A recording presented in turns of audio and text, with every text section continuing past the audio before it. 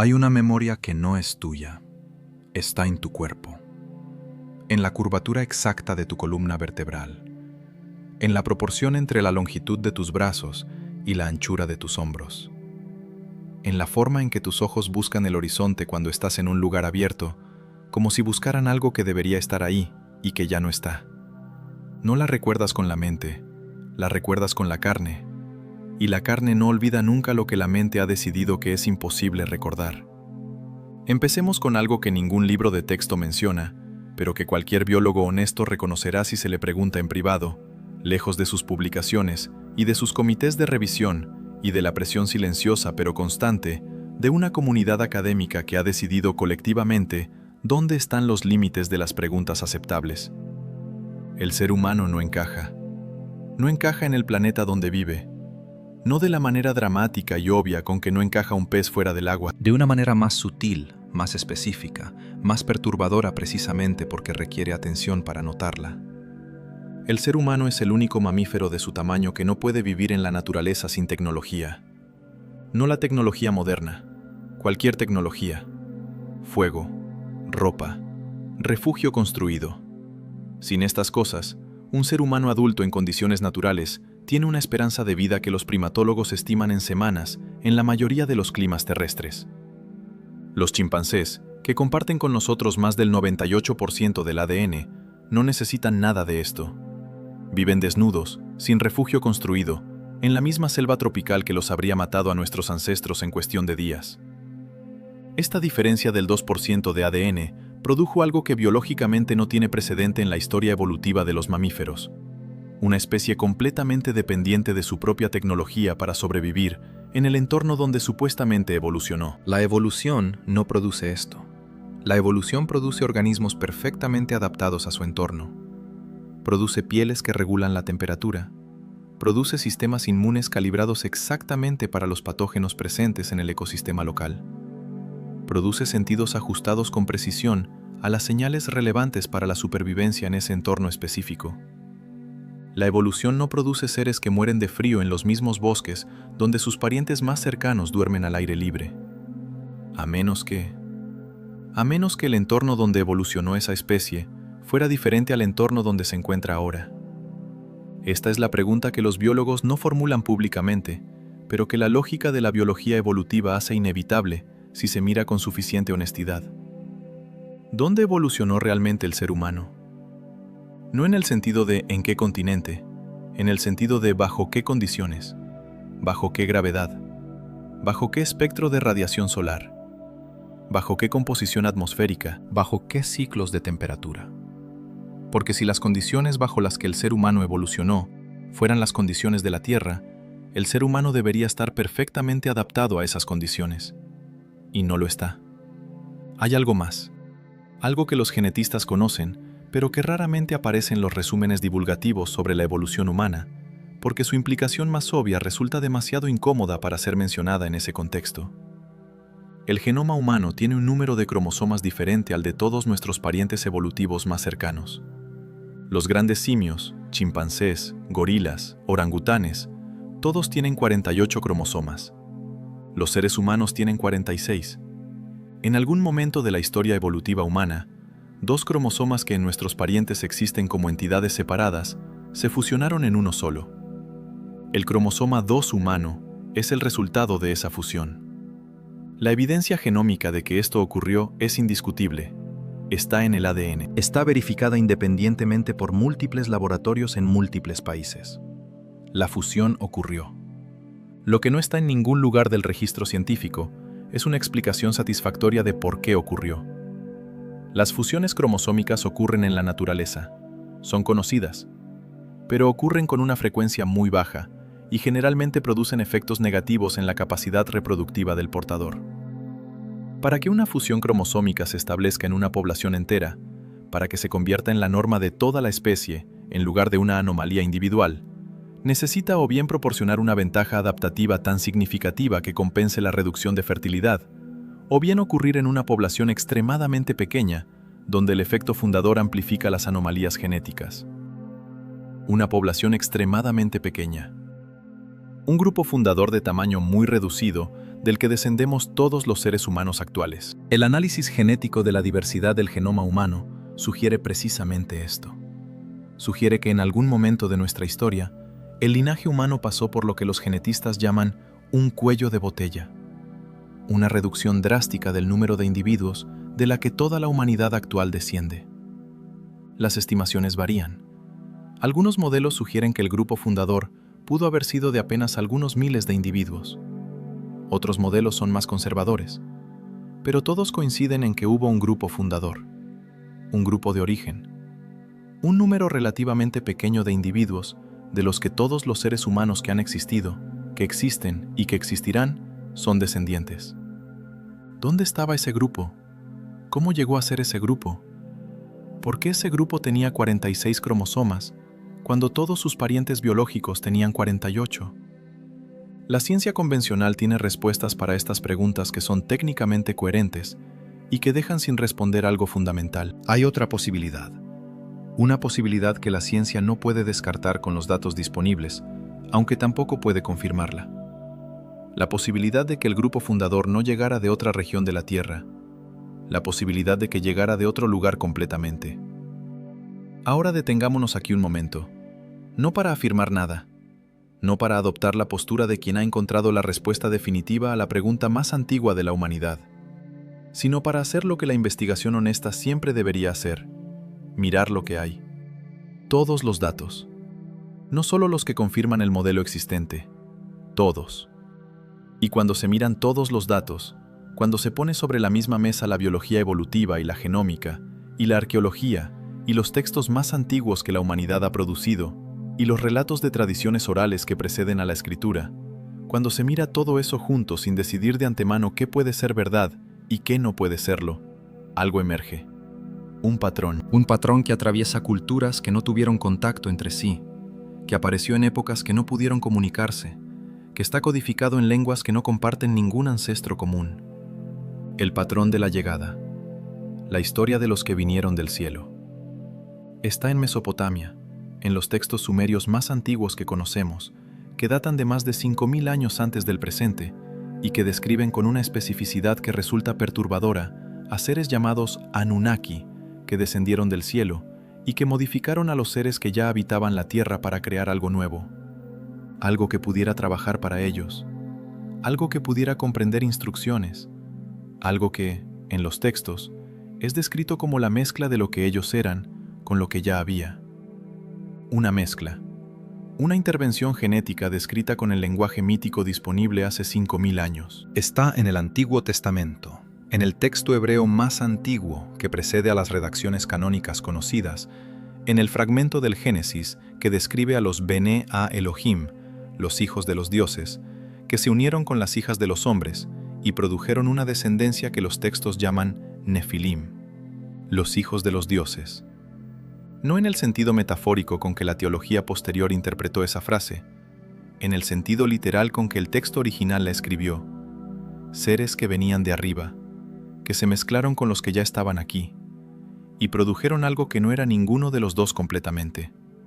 Está en los textos Vedas más antiguos de la tradición hindú, en los textos que describen a los Devas y los Asuras, los seres celestiales que interactuaron con la humanidad en tiempos que los textos llaman el periodo anterior al presente ciclo cósmico.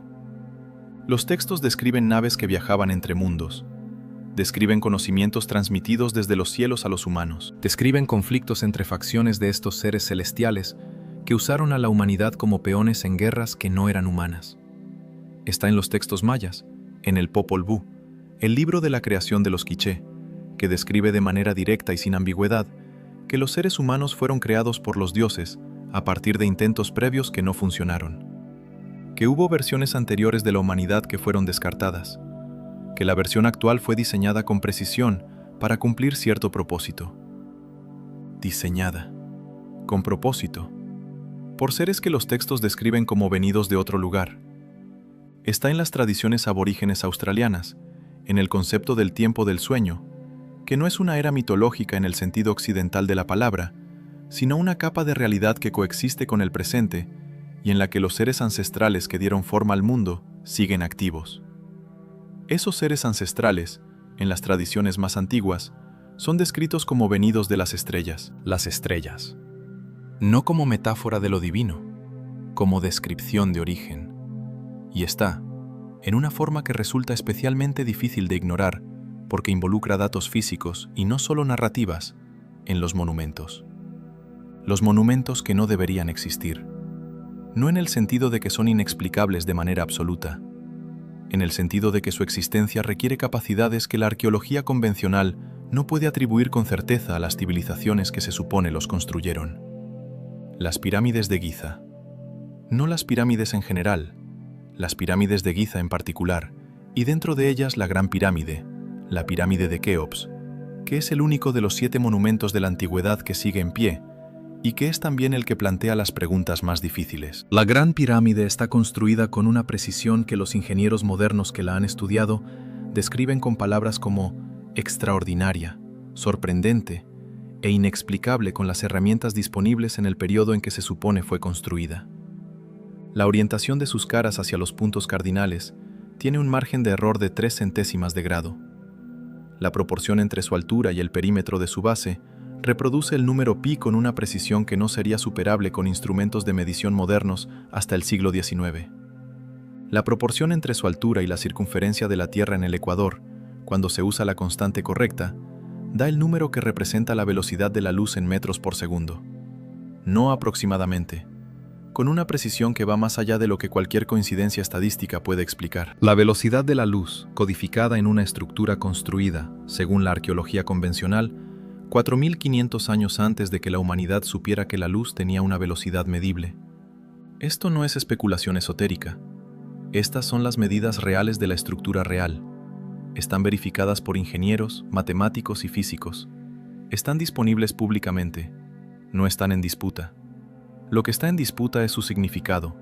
Y su significado, si uno se permite seguir la lógica hasta donde lleva, es perturbador. Alguien que construyó esa estructura sabía cosas que la humanidad no redescubrió hasta el siglo XIX como mínimo. ¿Quién era ese alguien?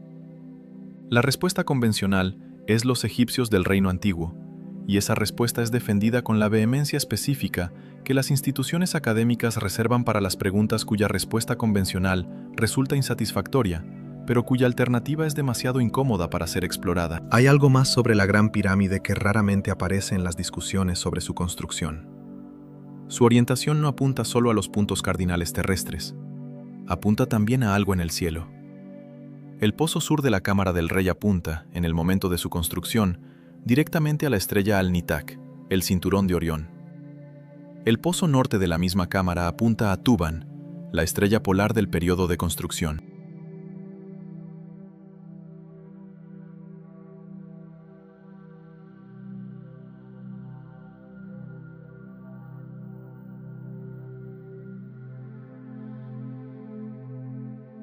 Las 3 pirámides de Giza en conjunto, en su disposición relativa sobre el terreno, reproducen con precisión la disposición de las 3 estrellas del cinturón de Orión, tal como aparecían en el cielo de Egipto en el año 10.500 antes del presente. No en el año de su construcción convencional, en el año 10.500 antes del presente.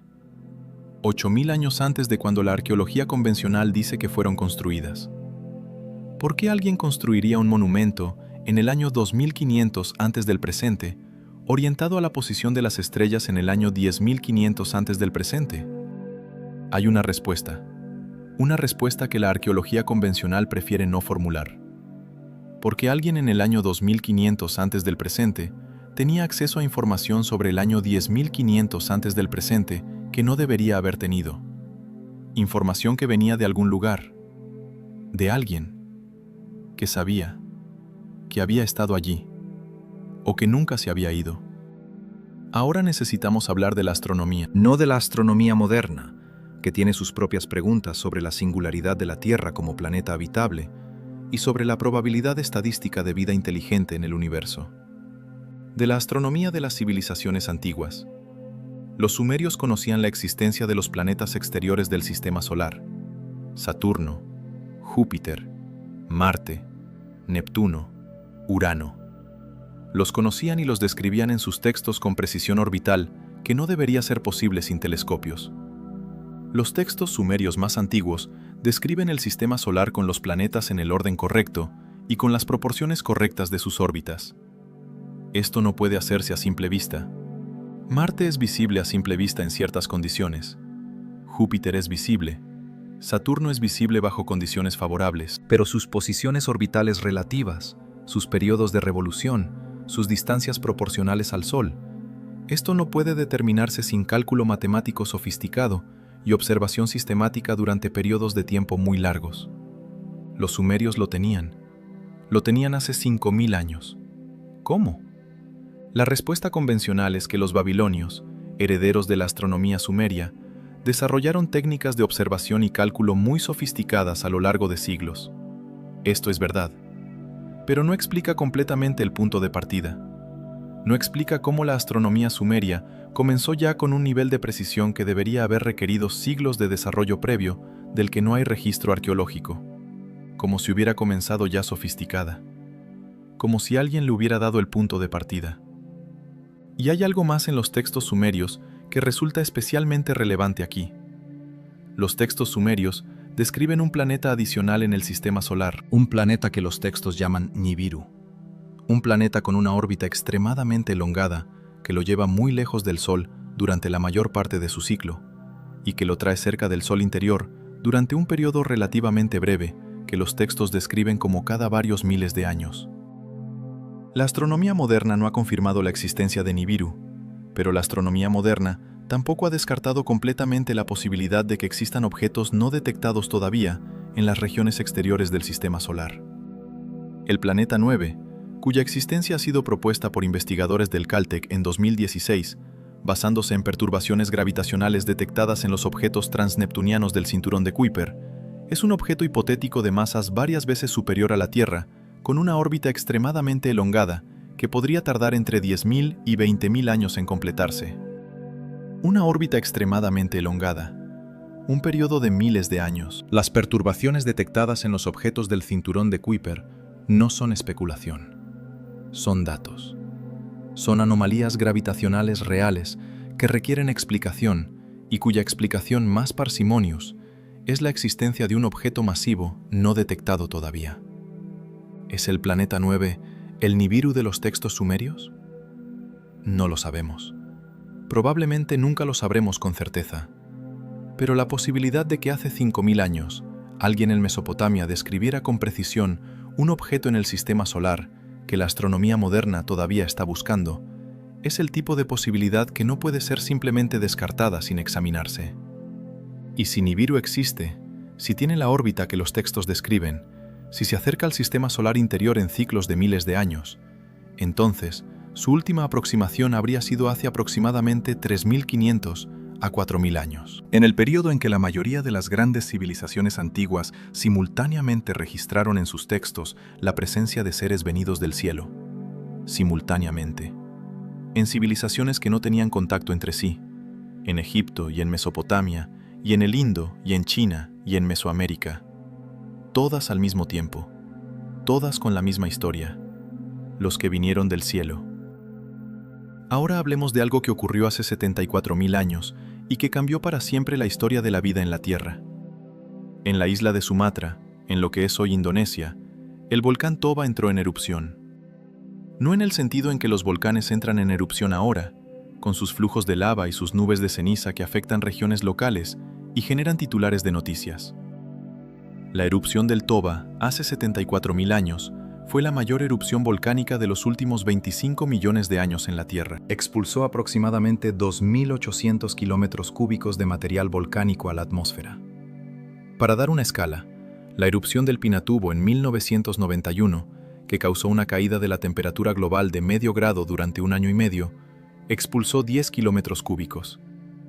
El Toba expulsó 2.800. La nube de ceniza cubrió el cielo del planeta durante años. Las temperaturas globales cayeron entre 3 y 5 grados Celsius. Las cosechas, en el sentido de cualquier vegetación que los mamíferos podían consumir, desaparecieron en grandes extensiones del planeta durante años. El impacto sobre las poblaciones animales, incluyendo los homininos que existían en ese momento, fue catastrófico. Y el análisis genético de la diversidad del genoma humano sugiere que la población humana, en algún momento alrededor de esa fecha, se redujo a un número extremadamente pequeño de individuos. El cuello de botella. El grupo fundador del que todos descendemos. ¿Sobrevivió ese grupo al Toba porque tuvo suerte? ¿Porque estaba en un lugar geográficamente protegido? ¿Porque tenía alguna ventaja adaptativa que otros grupos no tenían? Todas estas son posibilidades. Pero hay otra posibilidad que ningún paper científico formula, pero que la lógica no puede excluir. La posibilidad de que ese grupo no estuviera en la Tierra cuando el Toba entró en erupción. La posibilidad de que ese grupo llegara después. Que llegara cuando la catástrofe había terminado y el planeta comenzaba a recuperarse. Que llegara con 46 cromosomas en lugar de 48. Que llegara con conocimientos que les permitían construir estructuras orientadas a las estrellas con precisión que sus descendientes tardarían milenios en comprender. Que llegara con la memoria de otro cielo, de otro horizonte, de otra gravedad. Una memoria que está en el cuerpo, en la curvatura de la columna vertebral, en la forma en que los ojos buscan algo en el horizonte que debería estar ahí y que ya no está. O que nunca estuvo aquí, porque aquí no era el lugar original, aquí era el destino. Hablemos ahora de las lenguas, no de la lingüística comparada en su sentido técnico-académico, de algo más específico y más perturbador que la lingüística comparada, generalmente no aborda porque sus implicaciones van más allá de lo que la disciplina considera su territorio. Hay en todas las lenguas humanas, sin excepción, sin importar su familia lingüística ni su origen geográfico, ni el grado de contacto que haya tenido con otras lenguas, hay en todas ellas un elemento que los lingüistas llaman deixis. La deixis es el sistema de referencias que una lengua usa para señalar posiciones en el espacio y en el tiempo relativas al hablante. Aquí, ahí, allá, ahora, antes, después, esto, eso, aquello. Estas categorías existen en todas las lenguas conocidas, sin excepción. Incluso en las lenguas de las que solo se han preservado fragmentos.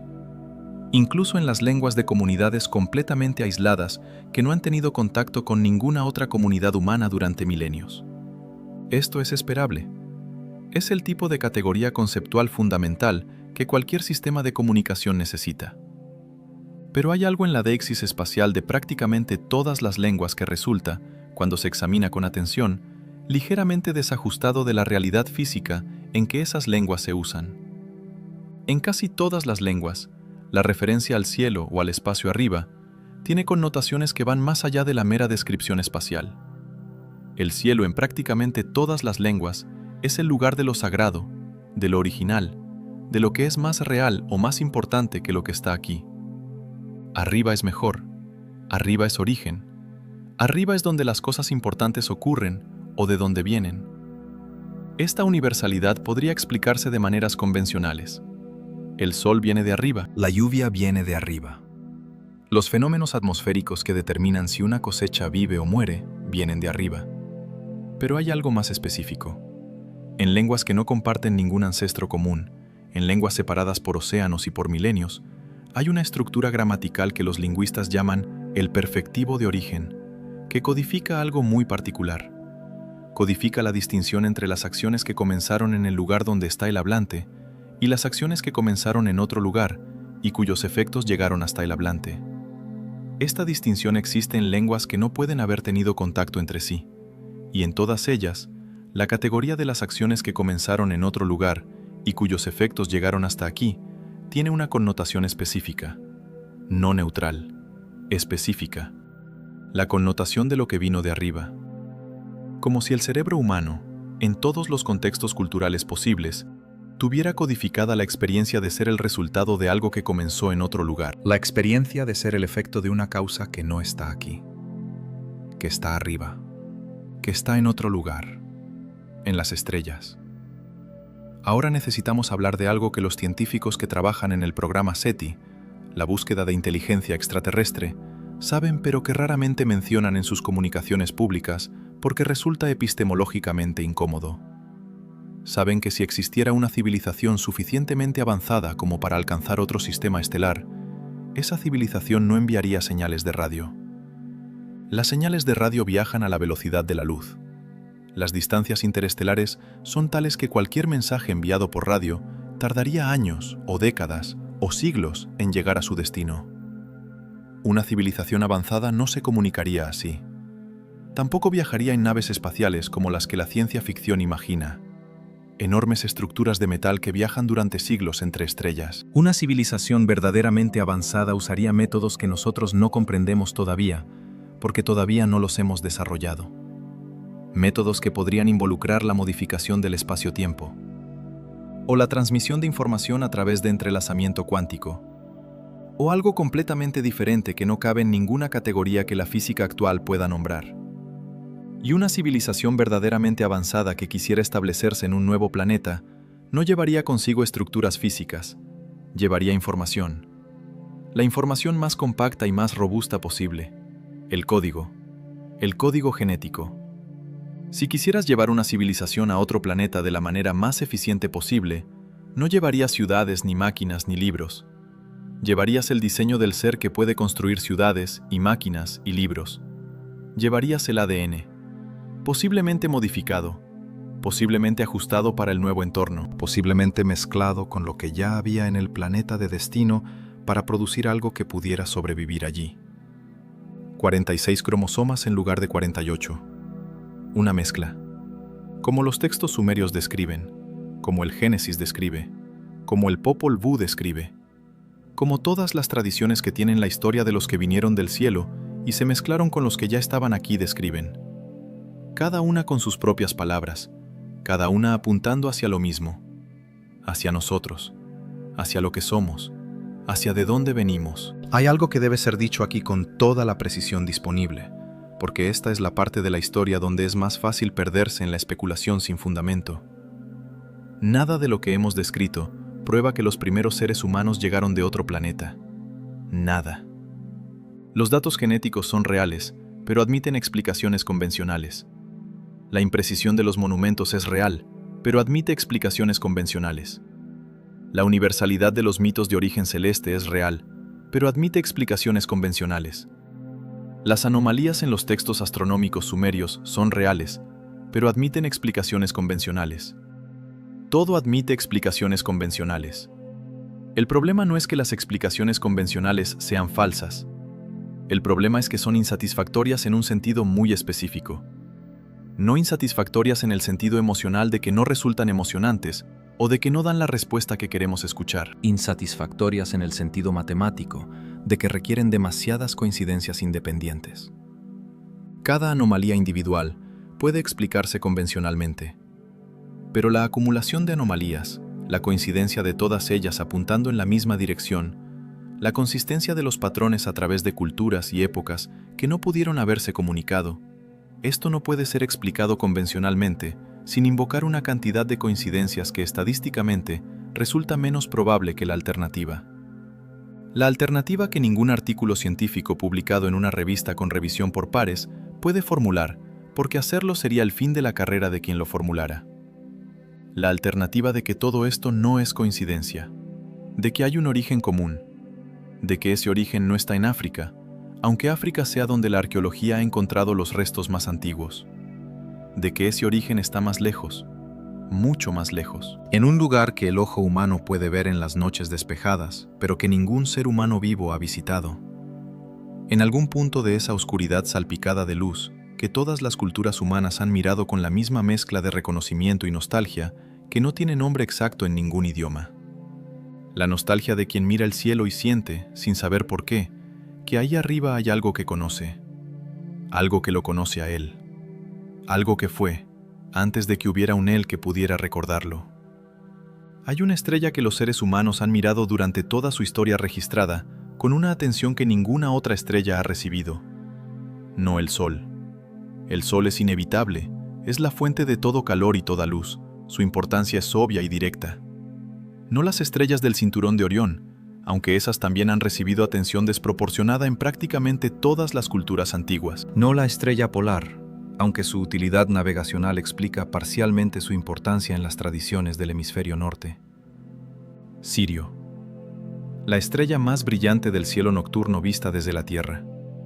La estrella que los egipcios usaban para predecir la inundación anual del Nilo, con una precisión que salvaba o destruía civilizaciones enteras, dependiendo de si el cálculo era correcto. La estrella que los Dogon de Mali, una tribu africana que no tuvo contacto documentado con civilizaciones avanzadas hasta el siglo XX, describían en sus tradiciones orales con detalles que la astronomía moderna no confirmó hasta 1862. Los Dogon sabían que Sirio era en realidad un sistema binario.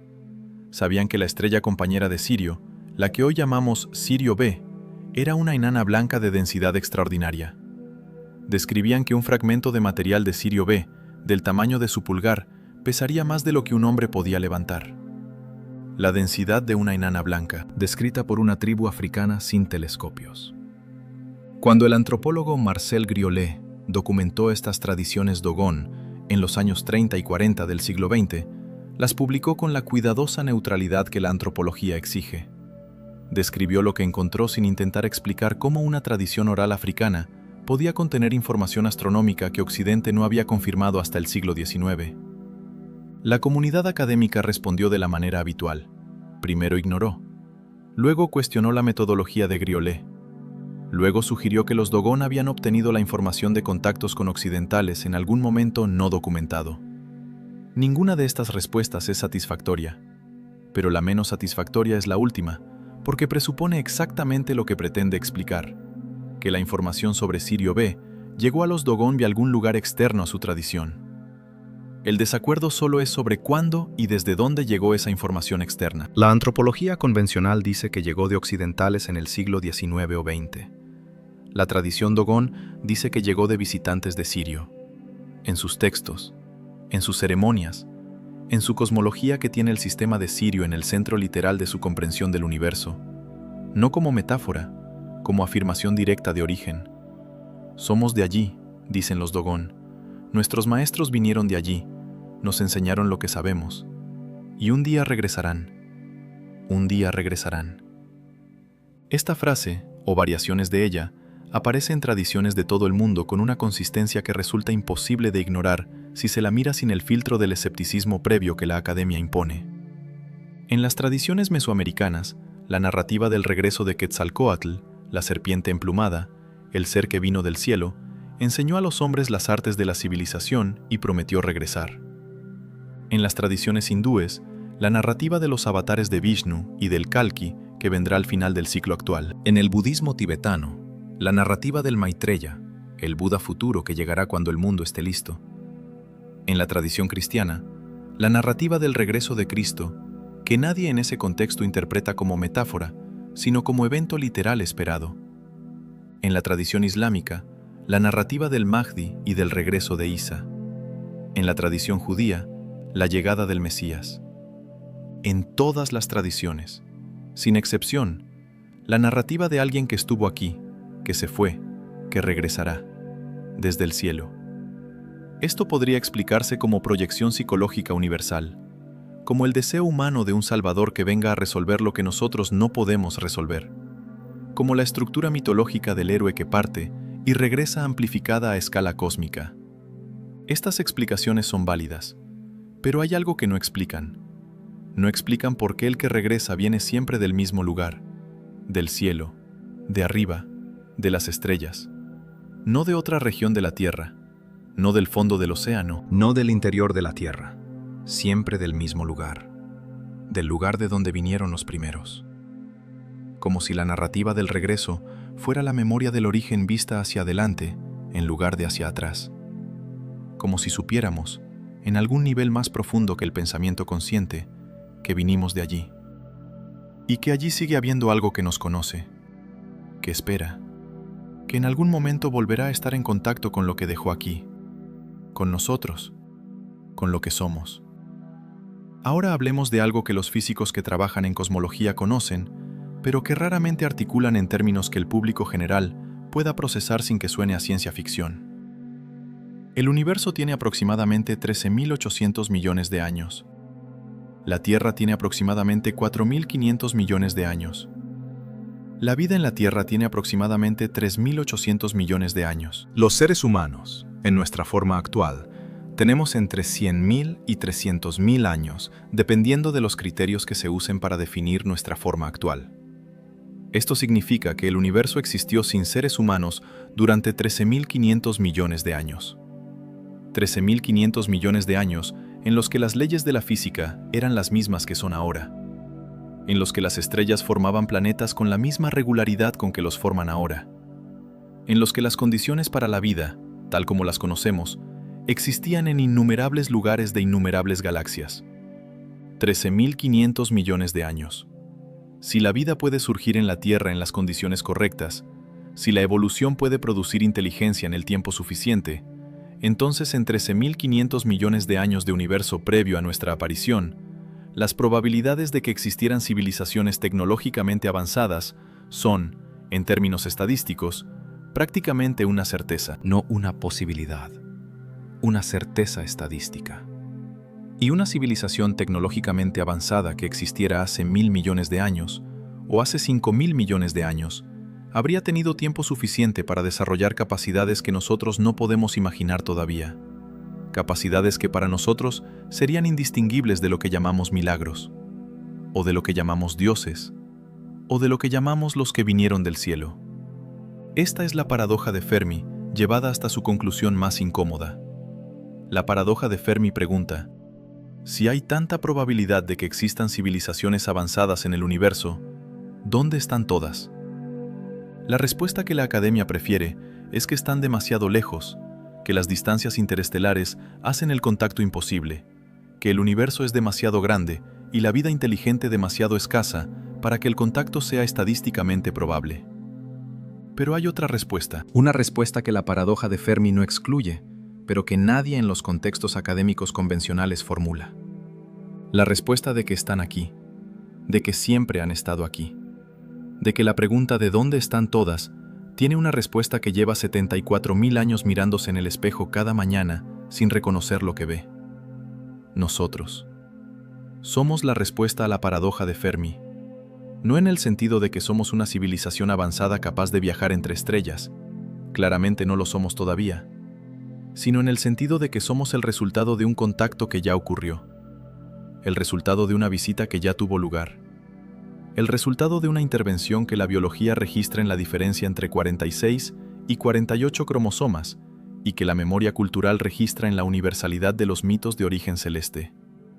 Somos la prueba del contacto, somos el contacto mismo, llevado en la carne, transmitido de generación en generación, esperando el momento en que seamos suficientemente avanzados para comprender lo que somos. Hay algo en los textos sumerios que la mayoría de los resúmenes de esos textos omiten porque requiere un nivel de literalidad que los académicos modernos encuentran incómodo. Los textos sumerios no describen a los Anunnaki como dioses en el sentido teológico de seres omnipotentes y trascendentes. Los describen como seres físicos, con cuerpos físicos que necesitan comer y dormir, y que tienen conflictos entre ellos, y que toman decisiones por razones que incluyen el interés propio, y que cometen errores.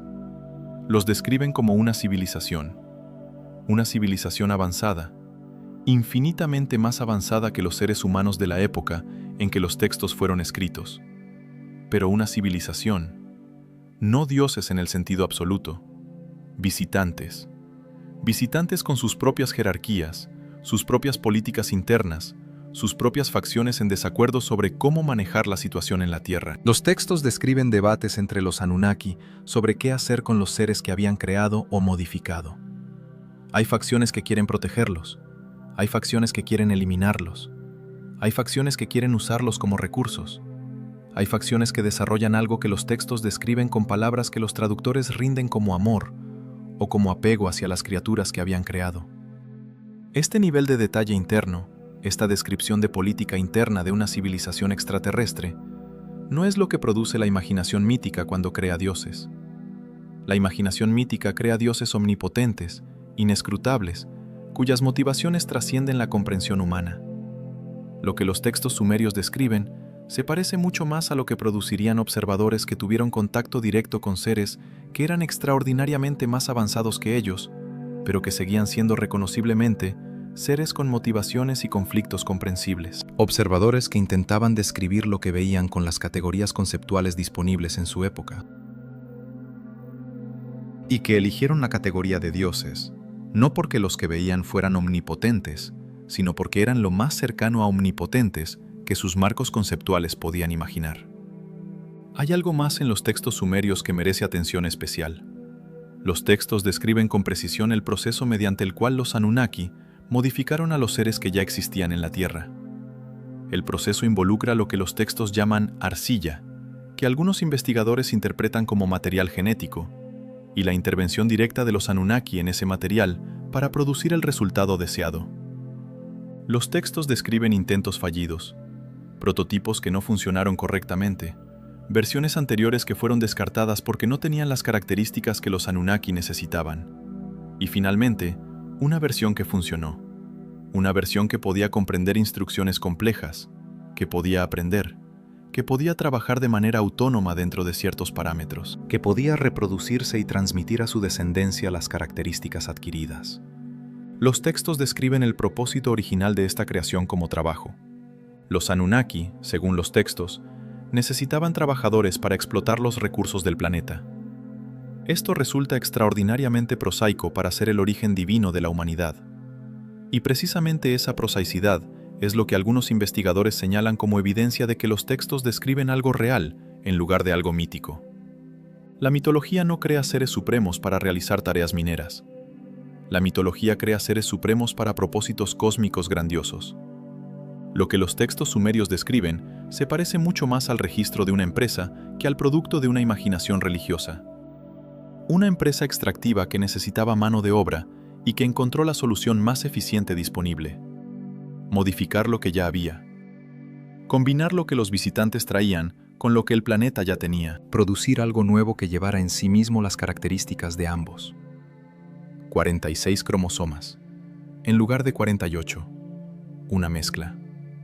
Ahora hablemos de algo que ocurre en el cerebro humano y que no tiene equivalente en ningún otro animal del planeta. El cerebro humano tiene una región que los neurocientíficos llaman corteza prefrontal, que en los seres humanos está desarrollada a un nivel que no tiene precedente en la historia evolutiva de los mamíferos. No más grande en proporción al tamaño corporal. Eso también, pero eso solo no explica lo que la corteza prefrontal humana puede hacer. Lo que la corteza prefrontal humana puede hacer que ningún otro animal puede hacer es pensar sobre su propio pensamiento. No solo pensar, pensar sobre pensar. Ser consciente de su propia conciencia. Preguntarse quién es el que pregunta. Esta capacidad, que los filósofos llaman metacognición, y que los contemplativos de todas las tradiciones que hemos visitado en estas noches consideran la capacidad más fundamental de todas, porque es la que permite la práctica espiritual, no tiene precedente evolutivo claro. No hay una forma intermedia conocida. No hay un animal que tenga un nivel intermedio de metacognición entre el cero que tienen todos los demás mamíferos y el nivel extraordinario que tienen los seres humanos. La metacognición humana apareció, en términos evolutivos, de manera prácticamente instantánea, y con ella aparecieron todas las capacidades que distinguen a los seres humanos de todos los demás animales. El lenguaje simbólico complejo, el arte, la religión, la capacidad de imaginar situaciones contrafácticas, es decir, de pensar en lo que podría haber sido diferente y de planificar en consecuencia. La capacidad de transmitir conocimiento acumulado entre generaciones a través de medios que no son genéticos. La cultura. Todas estas capacidades aparecieron juntas, de manera prácticamente simultánea en el registro arqueológico, en lo que los paleoantropólogos llaman el gran salto adelante, que ocurrió hace aproximadamente 50 a 70.000 años. El gran salto adelante. 50 años de evolución no producen el gran salto adelante. 50.000 años de evolución gradual tampoco lo explican completamente, porque el registro arqueológico muestra que durante cientos de miles de años antes del salto, los homininos existentes producían herramientas de piedra que apenas cambiaban de generación en generación. Y luego de repente, arte rupestre de una sofisticación que no mejoraría durante 20.000 años. Instrumentos musicales. Ornamentos personales que implican un sentido de identidad individual. Rituales funerarios que implican creencias sobre lo que ocurre después de la muerte. Navegación oceánica que requiere planificación abstracta compleja. Todo junto, todo de golpe. En el registro arqueológico, esto es lo que parece una intervención, No la lenta acumulación gradual que la evolución produce, sino algo que ocurrió, que cambió lo que había, que produjo en un periodo relativamente breve algo que antes no existía. Ahora, hay algo que debe ser dicho sobre lo que esto significa si es verdad. Si los primeros seres humanos, en alguna versión de esta historia, llegaron de otro lugar, si somos el resultado de una intervención o de una migración interestelar, o de una mezcla entre visitantes y los que ya estaban aquí, esto no reduce lo que somos. No nos hace menos. Nos hace algo diferente de lo que creíamos que éramos. Nos hace el resultado de algo que trasciende este planeta. El resultado de algo que atravesó el espacio entre estrellas, que encontró este mundo azul con su atmósfera y su agua y su vida ya floreciente, y que decidió quedarse. O que no tuvo opción de no quedarse. O que fue puesto aquí con un propósito que todavía estamos descubriendo. Y si vinimos de allí, de algún punto en ese cielo que todos los seres humanos de todas las culturas han mirado con la misma mezcla de reconocimiento y nostalgia que no tiene nombre, entonces hay algo en nosotros que es de allí. Algo que no es completamente de aquí. Algo que explica la sensación que muchos seres humanos describen y que ningún marco psicológico convencional explica completamente. La sensación de que este lugar no es completamente el lugar correcto. No en el sentido de que la Tierra sea hostil o no sea hermosa. La Tierra es extraordinariamente hermosa. Sino en el sentido de que hay una disonancia sutil. Una sensación de que algo no encaja del todo. Que los sistemas con que los seres humanos organizan sus sociedades no corresponden completamente a algo que está en ellos. Que el nivel de conflicto y de sufrimiento y de destrucción que los seres humanos producen no corresponde a lo que podrían ser si algo en ellos estuviera completamente en su lugar. Como si tuviéramos el manual de instrucciones de otro dispositivo. Como si las capacidades que llevamos en nosotros hubieran sido diseñadas para un contexto que no es exactamente este. Y que en ese contexto original, esas capacidades tendrían un uso diferente. Un uso para el que aquí, en las condiciones de este planeta y de esta historia, no hemos encontrado todavía la aplicación correcta. Pero que sentimos. En los momentos en que el arte nos toca de maneras que no podemos explicar racionalmente. En los momentos en que la música produce en el cuerpo algo que ninguna otra especie animal experimenta de esta manera. En los momentos en que la contemplación del cosmos produce algo que los seres humanos llaman asombro, y que no tiene función evolutiva obvia, pero que parece ser una de las experiencias más fundamentalmente humanas que existen. El asombro.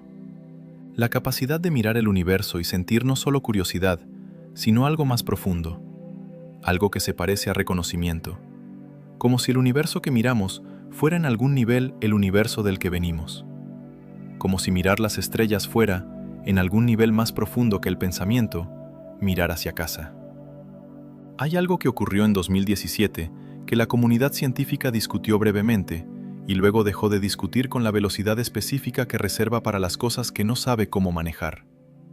En octubre de 2017, el telescopio Pan-STARRS en Hawái detectó un objeto que cruzaba el sistema solar en una trayectoria que no correspondía a ningún asteroide o cometa conocido. La trayectoria era hiperbólica, lo que significa que el objeto venía desde fuera del sistema solar y que lo estaba atravesando sin ser capturado por la gravedad del Sol. El primer objeto interestelar jamás detectado cruzando nuestro sistema solar. Lo llamaron Oumuamua, un término hawaiano que significa mensajero que viene de lejos. Y Oumuamua era extraño. Extraordinariamente extraño. Su forma, inferida de las variaciones en su brillo mientras rotaba, parecía ser muy elongada, mucho más elongada que cualquier asteroide o cometa conocido, con una proporción de longitud a anchura de aproximadamente 10:1, una proporción que no tiene precedente en los objetos naturales del sistema solar. Pero eso era solo el principio de lo extraño. A medida que Oumuamua se alejaba del Sol, aceleraba. No de la manera en que los cometas aceleran, expulsando gas y material cuando el calor solar sublima sus componentes volátiles. Oumuamua no mostraba ninguna de las señales de actividad cometaria que explicarían esa aceleración. Aceleraba de otra manera. De una manera que los físicos que analizaron su trayectoria describieron como consistente con la presión de la radiación solar, actuando sobre un objeto con una relación entre superficie y masa extraordinariamente alta. Como una vela solar. una estructura diseñada específicamente para ser impulsada por la presión de la radiación de las estrellas que atraviesa. El físico de Harvard, Avi Loeb, uno de los astrónomos más respetados del mundo, director del Departamento de Astronomía de Harvard durante 16 años, propuso formalmente en un artículo publicado en la revista Astrophysical Journal Letters que Oumuamua podría ser una vela solar artificial, un artefacto tecnológico de origen extraterrestre. La comunidad científica respondió con la incomodidad específica que reserva para las afirmaciones que no pueden refutarse completamente, pero que tampoco pueden aceptarse dentro del marco establecido. Se propusieron explicaciones alternativas. Ninguna fue completamente satisfactoria. Oumuamua se alejó del sistema solar antes de que pudiera ser estudiado con más detalle. Para siempre. El mensajero que vino de lejos se fue, sin dejar más que preguntas. Y Avi Loeb, lejos de retractarse, publicó en 2021 un libro titulado Extraterrestre, en el que desarrollaba sus argumentos y añadía algo que sus colegas encontraron particularmente difícil de manejar. Decía que la razón por la que la comunidad científica se resistía tan vehementemente a considerar la posibilidad de que Oumuamua fuera artificial no era evidencia en contra de esa posibilidad, era miedo. El miedo específico de una disciplina que ha construido su identidad sobre ciertos supuestos y que sabe, aunque no lo diga, que si esos supuestos son incorrectos, todo lo que se construyó sobre ellos necesita ser revisado. El miedo al que hemos vuelto una y otra vez en estas noches. El miedo de ver lo que hay cuando las historias que nos contamos sobre lo que hay resultan insuficientes. El miedo de encontrarnos frente a algo que no tiene lugar en el mapa que hemos construido y que, sin embargo, está ahí. Claramente, perturbadoramente, magníficamente, ahí. Como Oumuamua cruzando el sistema solar en una trayectoria que ningún objeto natural debería tener. Como los textos sumerios describiendo la densidad de las enanas blancas 5000 años antes de que la astronomía moderna pudiera verificarlo. Como el cromosoma 2 humano, llevando en su estructura la huella de una fusión que no tiene explicación evolutiva completamente satisfactoria. Como todos los mitos de todas las culturas apuntando hacia el mismo cielo, con el mismo gesto de reconocimiento, que no es reconocimiento de algo imaginado, sino de algo recordado. La memoria que no es tuya, que está en tu cuerpo, en la curvatura de tu columna vertebral, en la forma en que tus ojos buscan el horizonte cuando estás en un lugar abierto, en la sensación que tienes a veces, mirando el cielo nocturno, de que allí arriba hay algo que te conoce, que siempre te ha conocido, que te está esperando, no con impaciencia, con la paciencia de quien sabe que el tiempo funciona de maneras que los que esperan todavía no comprenden completamente, con la paciencia de las distancias interestelares, con la paciencia de los 13.800 millones de años de un universo que ha tenido tiempo suficiente para que todo lo que puede ocurrir ocurra, incluido esto, incluido nosotros, incluida esta noche, incluido este momento en que alguien en algún lugar del planeta, que tal vez no sea el planeta original, mira el cielo, o cierra los ojos, o simplemente se queda quieto un instante, y siente algo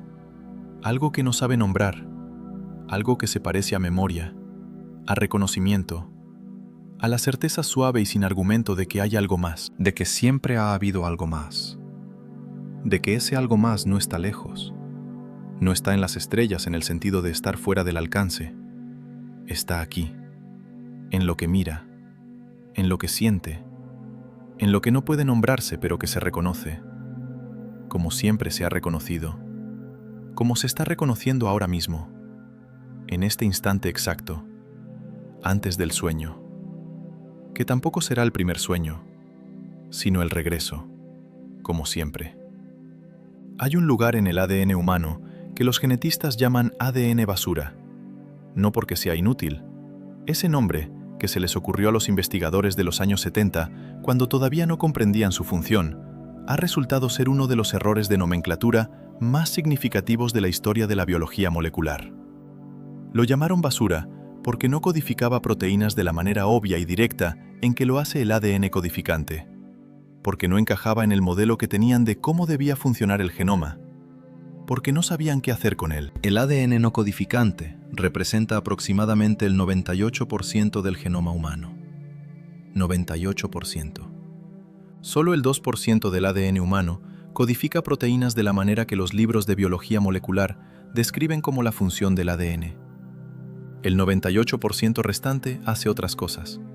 Cosas que la ciencia ha comenzado a comprender parcialmente solo en las últimas 2 décadas. Regula cuándo y cómo se expresan los genes codificantes. Participa en la estructura tridimensional del cromosoma. Contiene secuencias que parecen tener función en la respuesta al estrés ambiental. Contiene secuencias de origen viral que se insertaron en el genoma ancestral en diferentes momentos de la historia evolutiva y que han sido cooptadas para nuevas funciones. Y contiene algo más. Algo que los investigadores que lo han estudiado con suficiente atención describen con una cautela específica que indica que lo que encontraron no tiene lugar en ninguna categoría disponible. Secuencias que no corresponden a ninguna secuencia conocida de ningún organismo de la Tierra. No secuencias aberrantes, no errores de secuenciación. Secuencias reproducibles, verificables, presentes en múltiples individuos de múltiples poblaciones. Secuencias que no son de aquí. En el 98% del genoma, que durante décadas se llamó basura porque no se comprendía, hay un investigador cuyo nombre no aparecerá aquí porque sigue trabajando en instituciones que no tolerarían que se asociara su nombre con lo que está a punto de ser descrito. Un investigador de biología molecular que trabajó durante años en el proyecto Genoma Humano y que posteriormente continuó investigando en el área de lo que se llama genómica comparativa, el estudio de las similitudes y diferencias entre los genomas de diferentes especies. Este investigador encontró algo.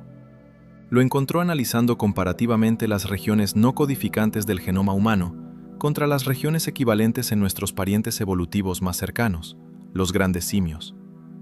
Encontró regiones en el genoma humano que no tienen equivalente en ningún primate. No secuencias que evolucionaron de secuencias ancestrales comunes, secuencias que aparecen en el genoma humano sin precedente en ningún linaje evolutivo que pudiera haberlas producido gradualmente, como si hubieran sido insertadas. El investigador describió este hallazgo en términos que eligió con extremo cuidado a un colega de confianza, en una conversación que ese colega describió años después en términos igualmente cuidadosos, en una publicación de acceso muy restringido. Dijo que las secuencias tenían una estructura interna que no se parecía a la estructura de las secuencias que produce la evolución natural. La evolución natural produce secuencias que tienen marcas específicas del proceso evolutivo, mutaciones acumuladas, patrones de deriva genética, huellas de la historia del linaje que las produjo. Estas secuencias no tenían esas marcas. Tenían en cambio una regularidad interna, una estructura, una organización que el investigador describió con una palabra que sabía que no podía usar en ninguna publicación formal. Diseño. Parecían diseñadas. No en el sentido teológico del diseño inteligente que es el vocabulario de la creación religiosa, en el sentido técnico de la ingeniería genética. En el sentido de que alguien con conocimiento suficiente de biología molecular podría haber producido esas secuencias deliberadamente para lograr un resultado específico. ¿Cuál resultado? El investigador no lo sabe. Nadie lo sabe todavía, porque comprender la función del ADN no codificante está en los límites actuales de la biología molecular, y la función de estas secuencias específicas no ha sido determinada. Pero están ahí, en el 98% del genoma que se llamó basura, esperando ser comprendidas, o esperando el momento en que quien las lleva sea suficientemente avanzado para activar lo que contienen. Esta última posibilidad es la que resulta más perturbadora de todas, porque hay algo en la biología molecular que es absolutamente establecido y que en este contexto adquiere una dimensión que va más allá de lo que la biología molecular normalmente considera. El ADN no es solo un archivo de información, es un sistema activo que responde al ambiente, que se activa y desactiva en respuesta a condiciones internas y externas, que puede ser modificado por la experiencia de maneras que se transmiten a las siguientes generaciones. El campo de la epigenética, uno de los más revolucionarios y más perturbadores de la biología contemporánea. Si hay secuencias en el genoma humano que no tienen función conocida y que no corresponden a ningún linaje evolutivo terrestre, hay una posibilidad que la biología convencional no puede formular, pero que la lógica no puede excluir. La posibilidad de que esas secuencias estén inactivas no porque no tengan función, sino porque las condiciones para su activación todavía no se han alcanzado. que sean, en un sentido literal y técnico, instrucciones dormidas. Instrucciones para algo que el ser humano todavía no es, pero que podría llegar a ser. Instrucciones dejadas por quienes diseñaron el sistema, para cuando llegara el momento. Para cuando la especie que portaba esas instrucciones hubiera alcanzado el nivel de desarrollo necesario para que su activación tuviera sentido. Para cuando estuviéramos listos. ¿Estamos listos? Esta pregunta no tiene respuesta disponible. Pero hay algo en la historia de la humanidad de los últimos 2 siglos que podría interpretarse como la aproximación a un umbral. En 200 años hemos pasado de no comprender los gérmenes a editar el genoma humano con una precisión que hace 50 años habría parecido imposible. En ese mismo periodo, hemos pasado de no conocer la existencia de otras galaxias a mapear la estructura a gran escala del universo observable. Hemos pasado de no saber que los átomos existen a manipular átomos individuales.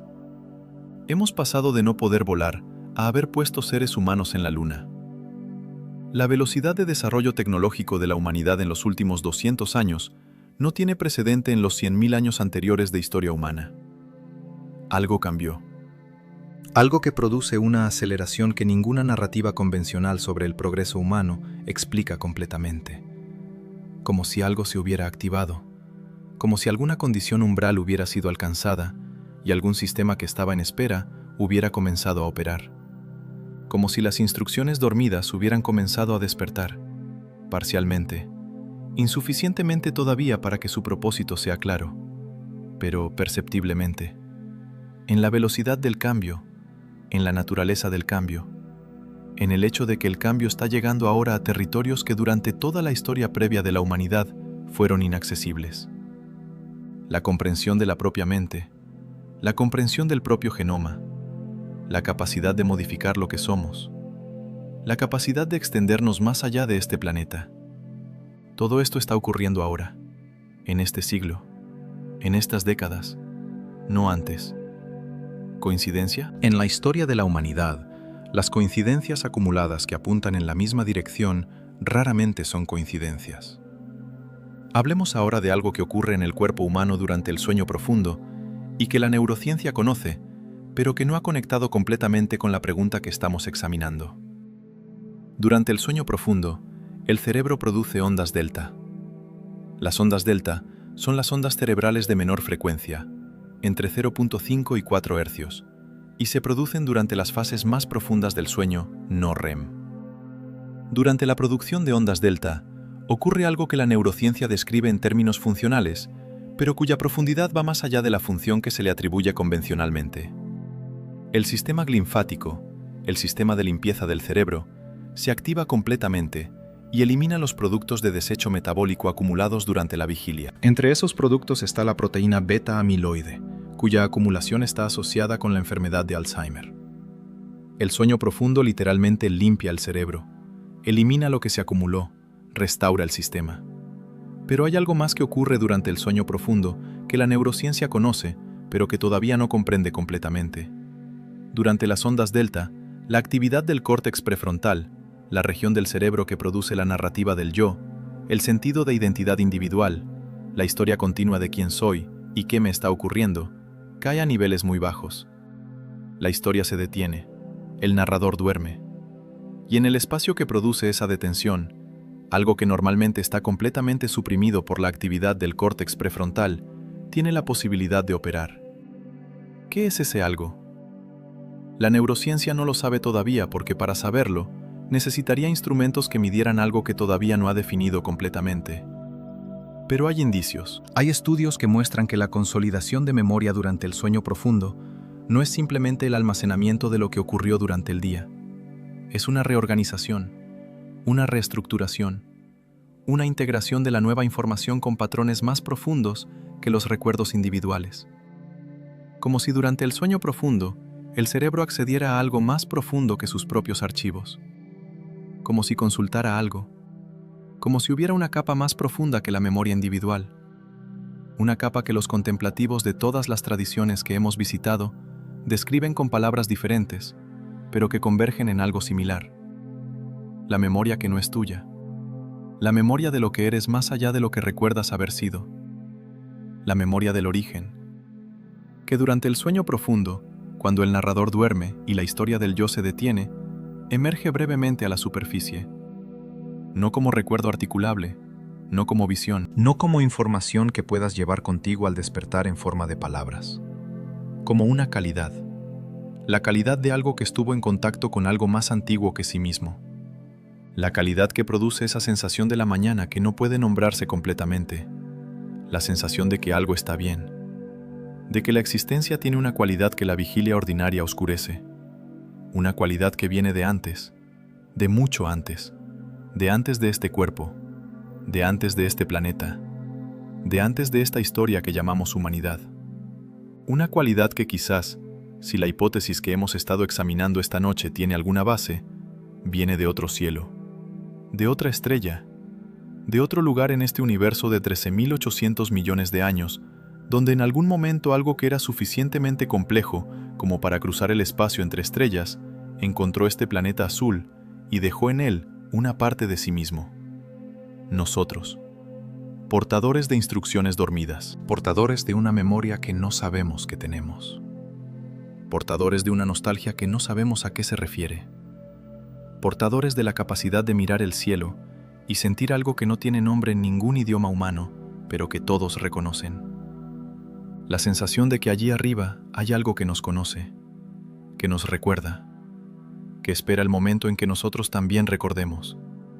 No como doctrina, no como fe, como la memoria más antigua que llevamos, en el cuerpo, en el ADN que no sabemos leer todavía completamente, en la curvatura de la columna vertebral, en la forma en que los ojos buscan el horizonte cuando estamos en un lugar abierto, en la sensación que a veces aparece en el umbral del sueño, Cuando el narrador empieza a dormirse. Y algo más antiguo que el narrador empieza a despertar. Y en ese instante exacto entre los dos, en ese umbral que dura menos de un segundo y que contiene todo, hay algo que se parece a casa. No a la casa donde naciste, no a ninguna casa que hayas conocido en esta vida, a algo más antiguo, a algo que está en ti, de la manera en que el origen siempre está en lo que originó, inseparable, irrenunciable, esperando ser reconocido, como esta noche, como cada noche, en el umbral exacto, antes del sueño, que tampoco es el final, sino el regreso, como siempre fue el regreso, a lo que nunca dejaste, a lo que nunca te dejó, a lo que eres cuando dejas de ser lo que crees que eres, que es todo lo que has sido siempre, desde el principio, desde antes del principio, desde antes de que hubiera un tú que pudiera tener un principio, ahí, exactamente ahí, siempre. Hay una última pregunta. La pregunta que toda esta historia ha estado evitando, con la elegancia específica de las preguntas que son demasiado grandes para ser formuladas directamente, pero que están presentes en cada línea de todo lo que precede. La pregunta no es de dónde venimos. La pregunta es por qué lo olvidamos. Porque si es cierto, en cualquier versión de esta historia, que llevamos en nosotros una memoria más antigua que este planeta, una memoria codificada en el 98% del genoma que llamamos basura, una memoria que emerge brevemente en el sueño profundo y que todos los contemplativos de todas las tradiciones de toda la historia humana han intentado recuperar mediante prácticas que convergen hacia el mismo punto desde direcciones completamente diferentes. Si todo eso es cierto en cualquier sentido, entonces la pregunta más urgente no es el origen, es el olvido. ¿Por qué olvidamos? ¿Por qué una especie que lleva en sí misma la memoria de las estrellas vive como si nunca hubiera conocido otra cosa que este suelo? Hay una respuesta que viene de la biología y que resulta extrañamente poética cuando se la mira desde el ángulo correcto. El nacimiento humano es el nacimiento más traumático de todos los mamíferos. No en el sentido de peligroso, aunque también lo es, con tasas de complicaciones que no tienen equivalente en ningún otro primate, sino en el sentido de radical. El ser humano nace más prematuro que cualquier otro mamífero de tamaño comparable. Un potro puede caminar minutos después de nacer. Un elefante puede seguir a su manada horas después. Un chimpancé nace con reflejos y capacidades que el bebé humano no desarrollará hasta meses después. El bebé humano nace en un estado de dependencia absoluta que no tiene precedente en la naturaleza. nace con el cerebro completamente inmaduro. La razón es conocida. El canal de parto humano es demasiado estrecho para permitir el paso de un cráneo que contenga un cerebro completamente desarrollado. La bipedestación, que liberó las manos y permitió el desarrollo de las herramientas, también estrechó la pelvis y creó el compromiso evolutivo que produce el nacimiento prematuro humano. El cerebro humano completa la mayor parte de su desarrollo fuera del útero, en el ambiente, moldeado por lo que encuentra, por el idioma que escucha, por las estructuras sociales que observa, por las narrativas que le son transmitidas sobre quién es y qué es el mundo. El cerebro humano es, de todos los cerebros conocidos, el más extraordinariamente plástico y el más extraordinariamente vulnerable a ser moldeado por su entorno durante los años críticos de su desarrollo. Y el entorno que moldea al cerebro humano durante esos años críticos no incluye la memoria del origen, no incluye las estrellas, No incluye el conocimiento de lo que somos más allá de lo que nos dicen que somos. Incluye el idioma local, las normas sociales locales, las narrativas locales sobre el significado de la existencia. El olvido no es un accidente, es una consecuencia de cómo funcionamos, de cómo nuestro cerebro se construye a sí mismo usando los materiales que el ambiente proporciona. Y el ambiente, en prácticamente todas las culturas humanas, en prácticamente todos los momentos de la historia, no ha proporcionado los materiales para recordar. Ha proporcionado los materiales para sobrevivir, para funcionar, para encajar en la estructura social disponible, para ser útil, para ser controlable, para ser predecible. Todo lo que recuerda, todo lo que se conecta con algo más antiguo y más profundo que la narrativa local disponible, es disruptivo para las estructuras que organizan las sociedades humanas. El que recuerda de dónde viene no acepta fácilmente los límites que le impone el lugar donde está. El que siente en sí mismo algo más antiguo que cualquier autoridad presente, no se deja gobernar completamente por esa autoridad. El que lleva la memoria de las estrellas en el cuerpo, vive con una cierta incomodidad permanente en cualquier sistema que pretenda que este lugar, este momento, esta estructura, es todo lo que hay y todo lo que puede haber. Los monjes del Shaolin lo sabían. Por eso sus practicantes más avanzados eran, en palabras del viejo Shidian, personas que los sistemas de poder no podían controlar completamente. No porque fueran rebeldes, porque recordaban. Y el recuerdo hace libre de una manera que ninguna estructura de control puede revertir completamente. El Archivo Vaticano lo sabía. Por eso guardaba el mapa con tanta consistencia durante tantos siglos. No para acumularlo como poder, sino porque sabía, con la sabiduría específica de quien ha observado suficientes ciclos históricos, que el mundo que recuerda colectivamente su origen es un mundo diferente del mundo que lo ha olvidado, y que la transición entre uno y otro no puede ser gestionada con prisa sin producir daños que la institución había aprendido a temer. El Kailash lo sabía de la manera más directa posible, sin palabras, sin documentos, sin instituciones, simplemente siendo lo que era. Un lugar donde el olvido se adelgazaba, donde algo más antiguo se hacía perceptible, donde quien llegaba preparado encontraba no nueva información, sino memoria recuperada. Y todo converge aquí, en esta pregunta final. ¿Estamos llegando al momento del recuerdo? ¿Es esta la época en que las instrucciones dormidas en el 98% del genoma comienzan a despertar?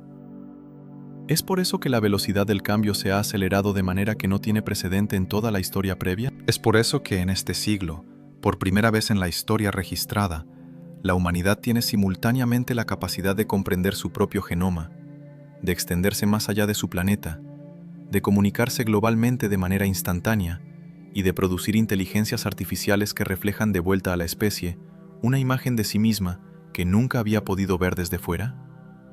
Es por eso que en este mismo siglo, por primera vez en la historia registrada, las tradiciones contemplativas de todo el mundo están siendo estudiadas con instrumentos científicos que comienzan a confirmar lo que esas tradiciones describían. ¿Es por eso que Sangrilla midió en Milán lo que el Shaolin sabía hace 1500 años? ¿Es por eso que el Observatorio Vaticano busca en las estrellas lo que los textos del archivo describen en el interior? ¿Es por eso que la física cuántica describe un universo donde la separación entre las cosas es menos absoluta de lo que parece? ¿Es por eso que todo converge ahora? No lo sabemos. No podemos saberlo.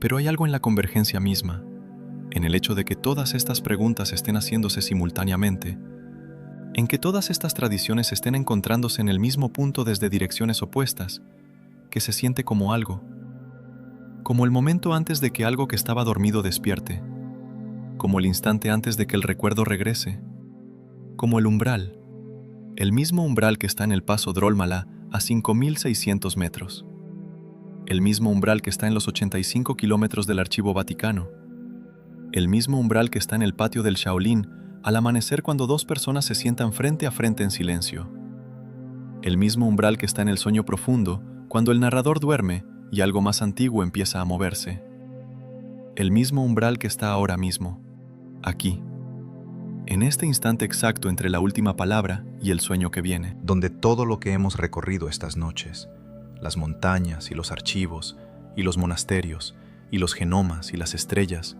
y los textos sellados, y los maestros silenciosos, y las instrucciones dormidas, donde todo eso se disuelve en algo que no necesita ninguna de esas palabras, que existía antes de que hubiera palabras para nombrarlo, que existirá cuando todas las palabras hayan terminado, que eres tú, antes de ser tú, desde antes de las estrellas, hasta después de ellas, en este momento exacto, que es el único momento que siempre ha existido, que es el único momento que siempre existirá, el único momento donde el origen y el destino son lo mismo, donde lo que vino de lejos y lo que siempre estuvo aquí son lo mismo, donde las estrellas y el interior son lo mismo, donde el que busca y lo que busca son lo mismo.